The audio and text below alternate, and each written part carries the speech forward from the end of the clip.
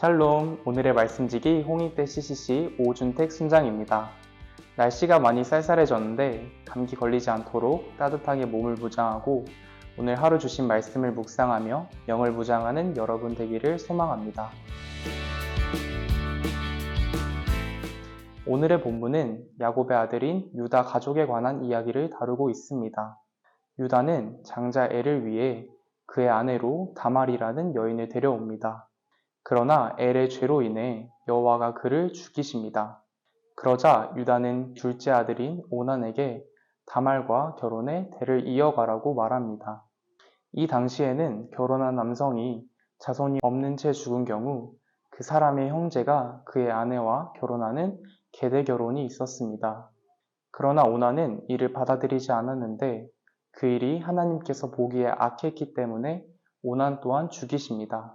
그 후에 마지막 아들인 셀라와 다말이 결혼해야 했지만 아직 어리다는 이유로 유다는 다말을 친정집으로 보내버립니다.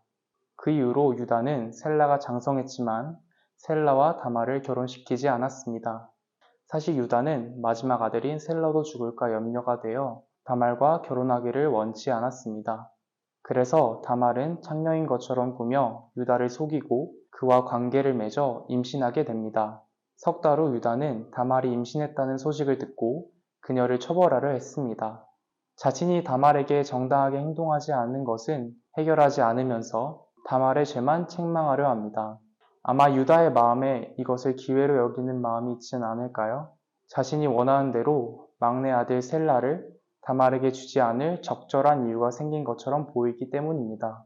하지만 유다가 다말을 찾아갔을 때 다말은 아이 아버지의 증표로 유다의 도장과 끈과 지팡이를 보여줍니다. 그때에 유다가 그것들이 자신의 것인지 알아보고 다말을 자신보다 옳다고 말하며 다시는 다말을 가까이 하지 않는다는 것으로 오늘 말씀은 마무리가 됩니다. 저는 유다의 변화에 집중해 묵상했습니다. 유다는 아들들의 죽음의 이유를 다말로 보았습니다. 그래서 주어야 했던 마지막 아들을 주지 않았는데 유다는 하나님의 뜻을 온전하게 알지 못했습니다. 제가 유다였다면 저였어도 아들의 죽음을 다말의 탓으로 돌릴 것 같다고 생각했습니다. 그것이 인과적으로 가장 타당하다고 생각되기 때문입니다. 그러나 그들이 죽은 이유는 다말로 인함이 아니라 그들이 죄를 저질렀고 하나님이 보시기에 악하였다는 사실을 반드시 기억해야 합니다. 이 부분에서 무엇이 참 진실이며 진리인지를 명확하게 분별해야 할 것 같다는 생각이 들었습니다. 해석하기 나름이지만 내 판단으로 죄를 자의적으로 해석한다면 하나님께서 말씀하시고자 하는 바 그 뜻을 발견하지 못한 채 겉을 맴도는 결과를 초래할 수 있습니다. 이것이 신앙생활에서도 중요한 것 같습니다. 때로는 너무 큰 결과가 눈앞을 가려 근원을 놓칠 때가 많습니다. 그럴 때마다 참 진리인 주님을 바라보아야 합니다. 이때 하나님께서는 누군가에게 원인을 돌리는 마음이 아닌 자신을 볼 수 있는 마음 더해주시는 줄로 믿습니다. 또한 마지막 26절에 유다는 다말이 내민 자신의 소지품을 알아보고 그는 나보다 옳도다 라고 했습니다. 다말이 임신하였다고 했을 때는 그녀를 불사르려 했지만 그것이 자신으로 인함임을 알았을 때는 자신의 태세를 빠르게 바꾸는 모습을 발견할 수 있었습니다. 유다의 태도에서 상대방의 행동에 대해서는 엄격하게 반응하지만 자신의 행동에 대해서는 너그럽게 반응하는 이중잣대를 발견할 수 있었습니다. 본문을 묵상하며 저에게는 이러한 이중잣대가 있지는 않았는지 돌아보게 되었습니다.